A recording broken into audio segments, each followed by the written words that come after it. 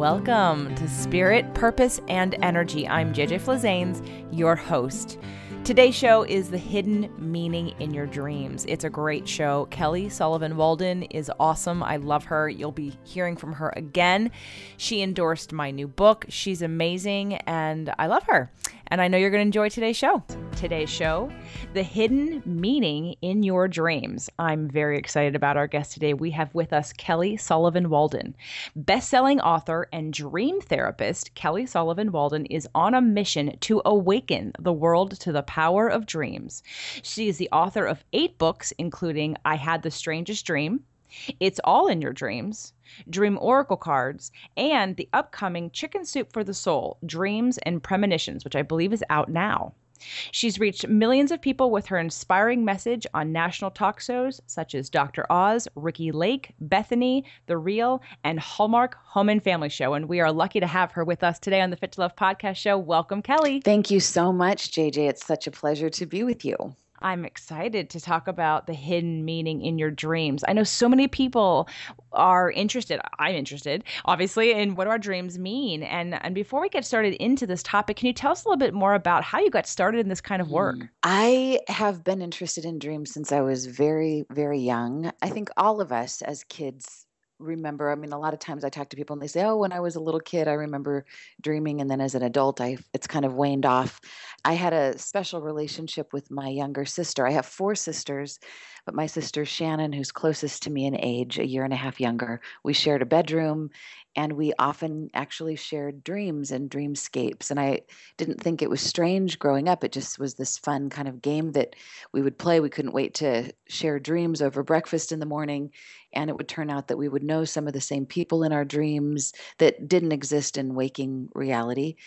We would finish each other's sentences as we were talking about the dream, and sometimes we would even fight in dreams. We would be in a similar situation, and we'd be arguing or yelling or talking passionately, and my mom would walk in our bedroom and wake us up and tell us to stop, whatever it was we were doing, making noise in the middle of the night, and it would turn out it was a dream. So this is a phenomenon that does happen among twins, but not so much siblings on a regular basis. So this was kind of my introduction to dreams, just knowing that there was something really important going on that was entertaining, but also it just made me feel like I was connected to another realm. And so I really paid attention as a kid.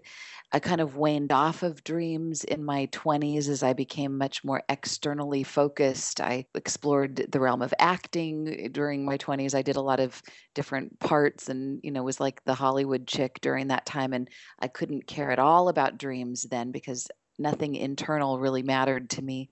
Then it was all about what was on the outside. And I crashed and burned towards the end of my 20s and began my spiritual path as a way to kind of find myself and figure out why I was feeling so out of balance. And as I started finding my way back to myself, my dreams started to come back in Technicolor and started to become incredibly helpful. I would notice on the days that I remembered a dream how much better I would feel about myself and how much more confident I would feel as opposed to just feeling so insecure.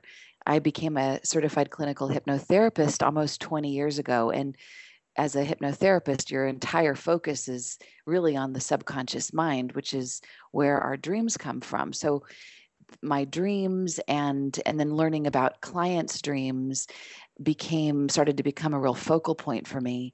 I was asked to write the book, and people started to like my interpretation of dreams. Clients and word got out that I had a really positive view on dreams, especially scary dreams. So that's kind of become my niche, being able to shed light and a positive way of looking at dreams that most people don't want to look at because they're too yucky or too scary or they couldn't possibly figure out how to make it into something positive. Well, that's my thing. That's like my shtick.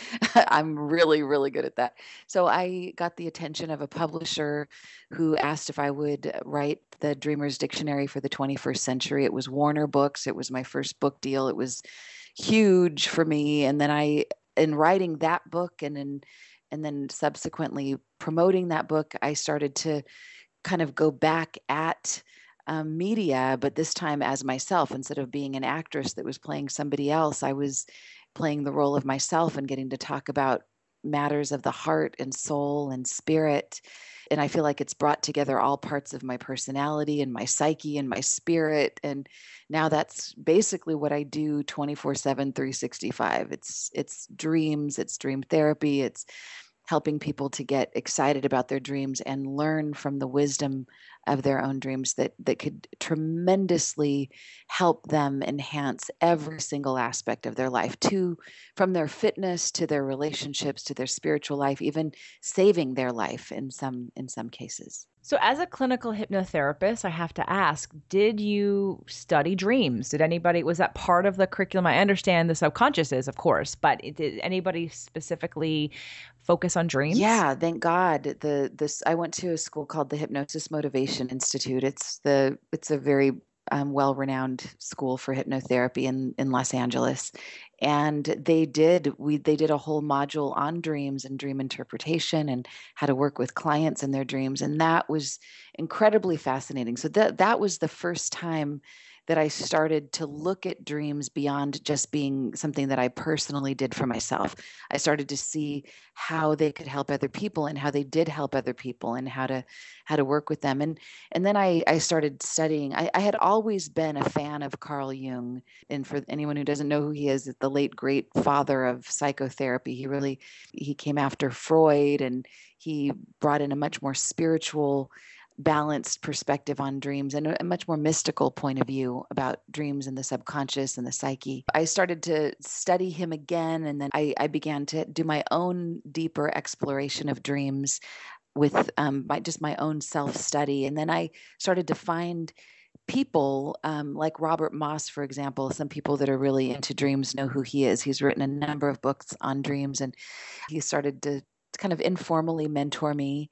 And I found some shaman that I started working with and working on the level of dreams. And so I just kind of found my own very bizarre path that started with me learning about hypnotherapy and dreams from a hypnotherapy perspective. But then I kind of took off like a rocket in my own bizarre way.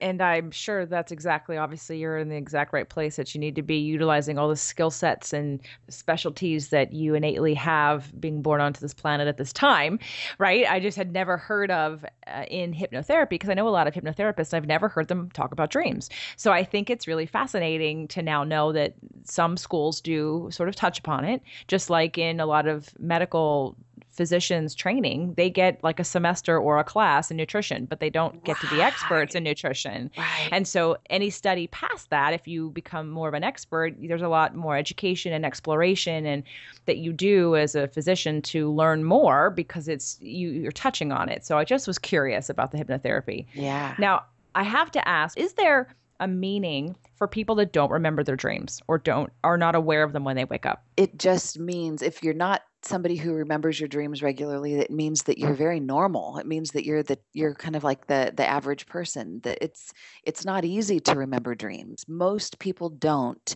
If they wake up like the average American person does, or the average person in the Western world usually wakes up to an alarm that jars you out of your sleep and jars you out of your dream and jump starts you on your busy day. And the brain waves that we're in when we're dreaming are very different than the frequency of our brain when we're in our active waking life. So it's as if it never happened. So that's the typical response. I liken it to a shipboard romance. Like if you've ever been on vacation in some tropical island or on a cruise and you meet somebody and it's like, oh, this is the man of my dreams, or I'm going to marry this person. And then you come back to dry land, to your real world, and you're like, what was I thinking? This would never work. This is ridiculous. So it's kind of like that. When you're in your dreaming state, the reality seems so real, so vivid. But then when you come into your normal way of being and thinking, you either forget it existed or it just doesn't make any sense and you just kind of blow it off. So the average person does dream 6 to 9 dreams every single night, and that's been clinically proven.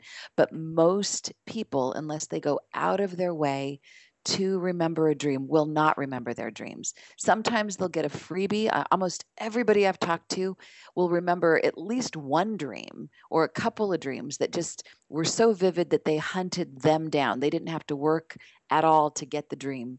But most of the time, most of our dreams, we have to make a little effort, kind of like with working out. Some people naturally just have these great muscular bodies and they don't have to do much, but most people have to do a little something something to meet it halfway. Absolutely. So, if the average person is dreaming 6 to 9 dreams a night and not remembering it, the next question is, can they, like you said, they have to work at it. How would somebody work at trying to remember their dreams? So the first thing is hopefully by listening to this, people go, "Wow, I want to remember my dreams. I want to see if my dreams can be benefiting my life in some way. What if it could give me a quantum leap in my career and my wealth and my health and whatever it is I'm doing?" So the first thing is to recognize that it's something that you want to do. So that's just simply a mental intention. And then to put that intention into motion, you set up your sleep station, your dream zone, so to speak, in an appropriate way. So if you're somebody who journals, make sure that you've got your journal and a pen right next to your bed so it's really easy to reach for immediately in the morning. Or if you're like me, I like to use a dream app on my phone. I use an app called Dreams Cloud, and I press a button and I record my voice telling the dream, and it transcribes the dream and saves it for me. So that's a free app that you can use. And I have my phone that's near the bed, not close to my head, but near. Or if you're somebody that likes to draw, make sure you have a sketch pad that's right there so that the very first thing you can do upon awakening is focus on your dream. I always tell people that in order to catch a dream, you have to be very crafty. You have to be clever. You've got to like catch it like it's this sneaky thing that's trying to get away. You have to lay in bed in your sleep position. When you're aware that you're becoming awake, just don't move a muscle. Stay in that sleep position if you can at all help it. And before you move a muscle, review, rewind, replay the dream that you were just having at least 3 times, and then go ahead and move a muscle and move over and then record that dream. If you don't record it within a couple of minutes upon awakening, the dream will more than likely be gone. It'll disappear. So you've got to really set that strong intention. If you get up in the middle of the night, that's a great time to record a dream. Often you get up because you've just completed a dream cycle and the dream's really fresh. If you can write it down, then that's a really good way to do it. If you're somebody who wakes up to an alarm and that alarm jars you out of your dreaming, a trick that you can do, a friend of mine taught me this, and I think it's brilliant when on the days that I have to get up to an alarm, I set my alarm a half an hour before I actually have to wake up. So the alarm wakes me up and it usually does jar me, but then I'll snooze the alarm. And in that moment that I'm snoozing, I'm aware that the alarm's going to be going off soon, but I go back into dreaming, but with the awareness that I really want to pay attention to whatever dream is here. So it's kind of like it's if you're fishing, it's like all of a sudden the fish are closer to the surface.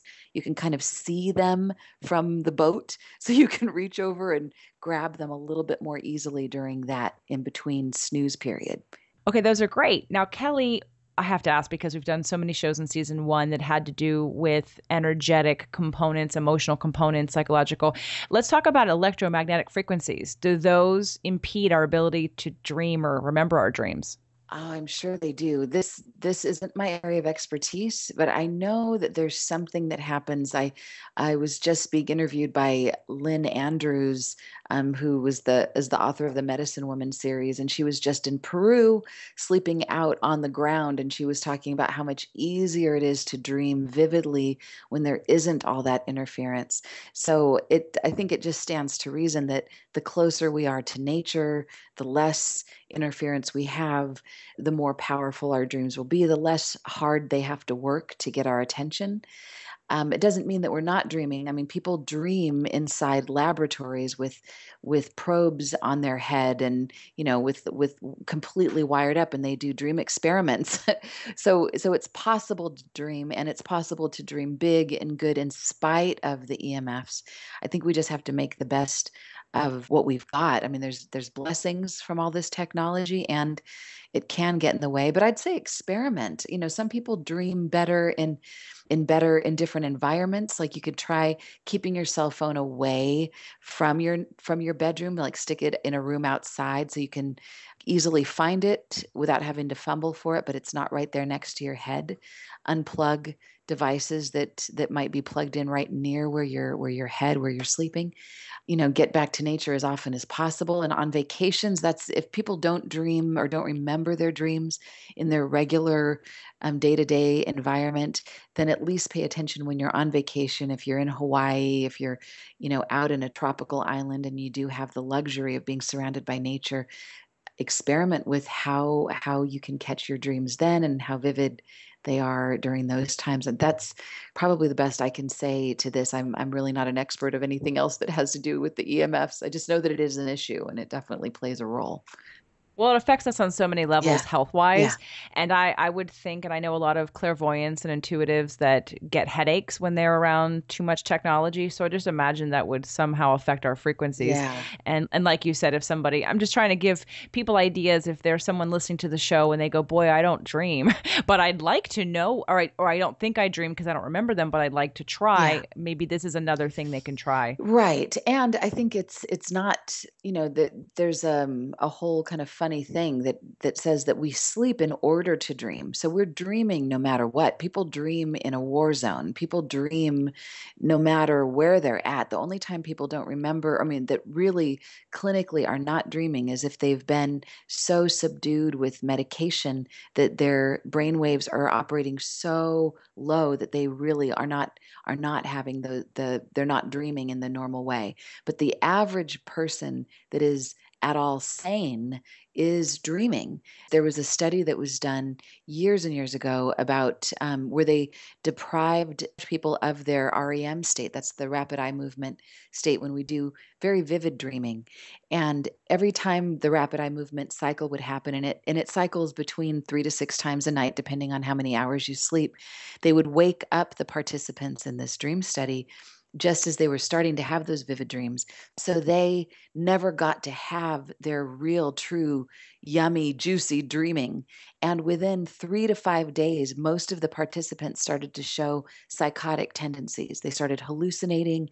They started to be quick to anger. They started to become kind of crazy. So if you're listening to this and you're a relatively sane person, and then you are probably dreaming every night, 3 to 6 times a night. So, regardless of the EMF that's around you. Good. Okay. Well, and obviously this today's show is the hidden meaning in your dreams. And I know we've spent most of our time talking just about the idea of dreaming. Mhm. And so obviously we're going to have you back Yeah. to talk more about dreams. This topic is so interesting and there's so much to it. Obviously, I see that you've already written 4 or 5 books. So I mean, the content is endless when we're talking about dreams, but we do need to take a break to thank our sponsors. But I do want to ask for when we come back, the hidden meaning in your dreams. I know that there are some, you can go on websites and see sort of a translation of like when people like lose your teeth, when your teeth fall out, or when you're falling. Like I know there's a couple or maybe more than a couple dreams that we all have or that people have that we think indicate, let's say such and such, whatever. Yeah. So if you could think of maybe 3 or 5 of those sort of very Sure. common dreams and what they mean, we can at least get the conversation started for anyone who's like, okay, when are you going to tell me what my dream means? Right. Well, obviously, that's topic. We're going to continue talking about this. So think about that and we'll be right back. Do you struggle with weight loss and body image? Are you turned off by most of the fitness industry because of the external focus on how you look? Me too. My latest book, The Invisible Fitness Formula, 5 Secrets to Release Weight and End Body Shame, is about connecting mind, body, and soul. Imagine discovering a proven formula for total wellness so you can finally release the weight and experience true happiness and deep fulfillment without starving or depriving yourself or working out 7 days a week. You can stick to a program and get results and enjoy it without calorie counting, logging your exercise, and falling off the wagon, and I can show you how. The Invisible Fitness Formula, 5 Secrets to Release Weight and End Body Shame, will address every single part of your body, mind, and soul. There's been something missing in the programs you've done in the past, and there still is something that's been sabotaging your efforts. Heal it, transform it, and release it. InvisibleFitness.com. Okay, Kelly. So what do you think? Like the top 3 or 5 Yeah. most common dreams and their meanings? Go. Okay. All right. So the most commonly remembered dream is being chased.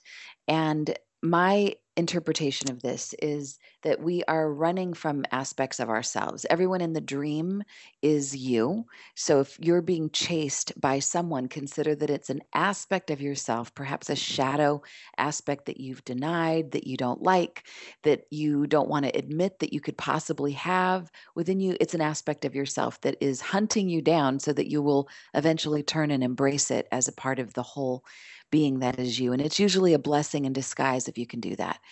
So chasing dreams. Usually you're avoiding something. It's an aspect of your power that you're resisting. Another common dream, and this has just popped up, I just put the X factor. Often we'll dream about an ex lover, an ex boyfriend, an ex girlfriend, an ex wife. And from my perspective, there's the saying that anybody that you've loved on a parallel plane, that love continues on. The relationship continues perhaps on a parallel plane, even if you're not talking to that person. So our dreams help us to finish our unfinished business. If you don't like the way the relationship ended or the way you felt or something was unsatisfying, you'll tend to dream about an ex until you get satisfied, until you complete that cycle or scratch that itch or end up empowered where you were left disempowered. So, an ex dream doesn't mean that you necessarily are still in love with that person. It just simply means that there's unfinished business that your dreams are helping you to resolve. And you brought up the teeth falling out dream. This is very common. There's so many different perspectives on this. My perspective is that anything that's related to the mouth has to do with communication. And this can be internal or external communication. So, teeth falling out means that there's something wrong in the communication. Maybe you've been biting back your feelings and you haven't been really expressing yourself in the way that's most empowering. Or maybe you've been like loose lips sink ships. The loose teeth in the dream are about you not being mindful of the words that you've been using to express yourself in a powerful way. So, the message in a dream like that is to get your power back and communicate effectively. Some people think that that dream is about money issues because we're grinding our teeth because we're scared about money issues. And there's a whole other conversation that we could have about that and teeth falling out dreams. But I believe that really ties into communication issues. So those are kind of the top three on my mind today. It's so interesting you said the X factor because I actually had that dream years ago between, let's say, boyfriend number one and boyfriend number two and boyfriend number one. Like I kept thinking, like I'd have dreams, and then I had a dream where I literally they were both in the dream, and I was leaving the one and choosing the other, and it was so clear to me that that's what that was about. It was like the almost the energetic completion of I'm now done with you. Like I'm now releasing you. I've now choosing the second person, even though I've already chosen the second person. But that lingers because of the stuff that's unresolved. Like you didn't leave each other mutually, and it was unresolved business and unresolved feelings. So in that dream, when I literally chose the second person, it was very like I got very clear that that's what that was for me. And so it's so interesting that you bring that up. Now, what about I do have to ask about the dream of falling because I know. Oh yeah. Wait, two more. Falling and the falling dream, and then I've had the one where I'm frozen. Oh yeah, you can't move. Yeah. Let's go falling first. Okay. Falling. Falling. This is one of my favorites because most people the one perspective is that it means that you're overwhelmed in your life, that things are falling apart, you're out of control in some way, and you need to get grounded. So that's kind of a really good interpretation of that, I think. But there's a deeper, more mystical perspective that, and this comes from the Sonoy in the highlands of Malaysia. It's an ancient dreaming tribe that believes that falling dreams mean that there are falling spirits that are calling you to them to find your depth and to learn how to get grounded in your deeper aspect of self. So it's a really positive dream, meaning it's time for you to learn how to fall well so that you can land in a deeper part of yourself. So I like that one. And then frozen, there's several different aspects of this one. This can be a real scary thing. I hear about people trying to talk, trying to scream and they can't, trying to move and they can't. So the words that we use to describe these dreams are very telling. So I always say, when you have one of these dreams, where in your life do you know that there's action that you need to take and you're not taking it? You're allowing your circumstances to weigh you down. Where are you not allowing yourself to speak? Where do you need to run, but you're afraid? So it's, imagine that your foot is on the gas and on the brakes at the same time, and your dream is showing you there's a place where you're out of alignment and you're not allowing yourself to move. It's often some form of fear. And what's great about a nightmare like this, because usually this is a nightmare, is that it's revealing the issue. You can't heal what you can't feel. So this dream is terrifying, and yet it's showing you where and how you're doing this particular behavior in what scenario, so that X marks the spot. Now you can go in and hopefully take some contrary action in your waking life. So if there's somebody that, I just had this conversation with someone the other day, they said that they keep dreaming about trying to speak and they can't. So I asked them, what relationship or what situation in your life do you know that there's something to say and you're not speaking up? And she burst into tears and immediately knew it was a friend that had been partying a lot, and she's been wanting to say something, but she didn't want to hurt her feelings, and it was really bothering her. And she knew that this dream was giving her the message: you need to find a way to not just blurt it out, but to be crafty and skillful in the way that you communicate that. So it's a message to get your act together in this area so that you can move through that barrier. Awesome. Wow. 30-minute segments are not enough time for this conversation.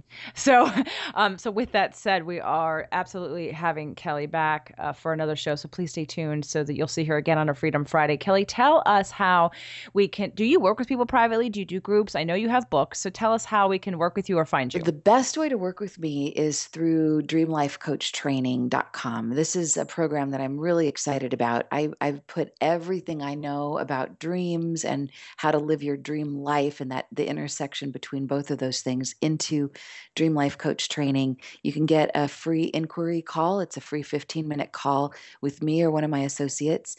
If you're somebody that really doesn't want to learn about dream work, but you just want to have a dream interpreted, one of my trained Dream Life coaches will work with you and give you a free session. So you just simply email me at kelly@dreamlifecoachtraining.com and put in the subject line, I'd like a free dream session with a coach. Then I will send you to the appropriate person. Wow. So all the links will be on fittolove.tv. So if you're driving or exercising and you're not near a computer or you can't write any of this down, make sure to come back to the show notes on fittolove.tv, and I will have that email address, the website, and also Kelly's website, kellysullivanwalden.com. Is that a place where people can get your books as well? Yes, they can go to kellysullivanwalden.com. And if that's too hard to remember all of those three names, go to iHadTheStrangestDream.com. iHadTheStrangestDream.com. And people should know that the Chicken Soup for the Soul book just came out. It's Dreams and Premonitions.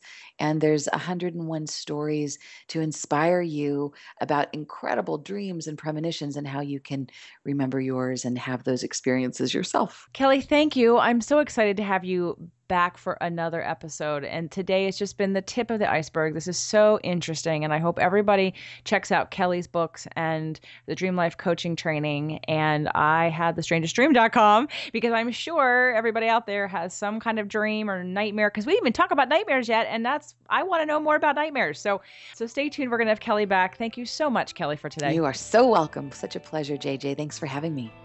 Thank you again for tuning in to Spirit, Purpose, and Energy. If you're inspired and want more, come on over to fittolove.tv and check out our Freedom Fridays, or find us on iTunes. More at Fit to Love, physical, emotional, and spiritual fitness for the happy life you deserve.